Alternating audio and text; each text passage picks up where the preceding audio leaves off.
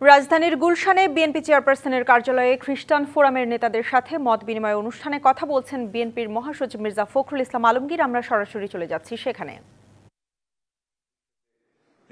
আসন্ন নির্বাচনে সেগুলোকে প্রত্যেকটি রাজনৈতিক দল তাদের ম্যানিফেস্টো হিসেবে নিয়ে আসবে, জনগণের সামনে সেটাকে প্রস্তাব আকারে তারা তুলে ধরবে।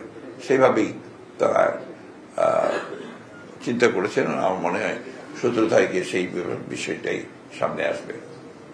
এর মধ্যে অনেকগুলো বিষয় এসছে যেগুলো আপনার আলোচনা এখানে এই ফোরাম নয় আলোচনার। তারপরে দুই একটি বিষয় আমি একটু আপনাদের সামনে তুলে ধরতে চাই। যে একটা জাতির, একটা মানুষের যে আপনার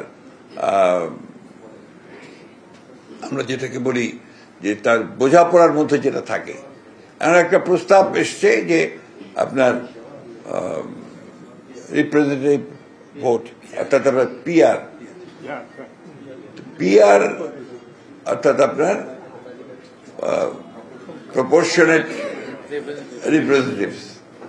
এই বিষয়টা অনেক দেশে আছে, অবশ্যই আছে, কিন্তু এটার সঙ্গে আমাদের দেশের মানুষ কিন্তু খুব বেশি পরিচিত না। আমরা অ্যাডাল্ট ফ্র্যাঞ্চাইজ বুঝি, অর্থাৎ এক ব্যক্তি এক ভোট, এটাকে আমরা বুঝি। সেভাবেই আমরা আপনার এই গত 50 বছর ধরে, তারও আগে থেকে আমরা সেভাবেই, ইনফ্যাক্ট ব্রিটিশ পিরিয়ড থেকে এই বিষয়টা, এই পদ্ধতিতে এখানে কিন্তু নির্বাচন হয়েছে, পার্লামেন্ট গঠন হয়েছে, সরকার গঠন হয়েছে। বসুন্ধরা টিস্যু, অশুদ্ধতার বিরুদ্ধে এক বিন্দুও ছাড় নয়।